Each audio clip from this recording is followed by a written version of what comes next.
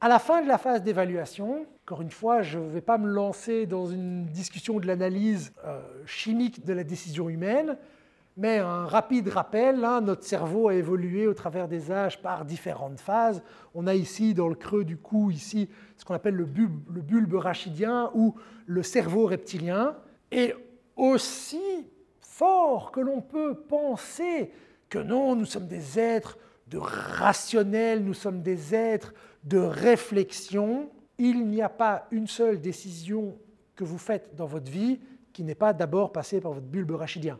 Le bulbe rachidien, c'est le côté ça a l'air sympa, je goûte, ou non, non, je me casse.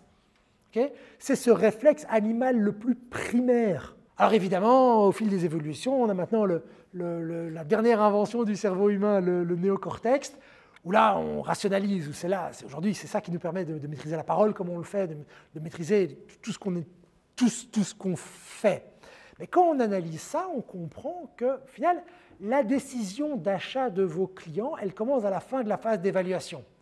J'ai évalué différents prestataires et j'en ai un, c'est le sentiment, c'est le truc, ouais, ça c'est la bonne solution, ça c'est la bonne solution, j'ai rencontré 3 fournisseurs, c'est vraiment avec lui que j'ai eu le meilleur feeling.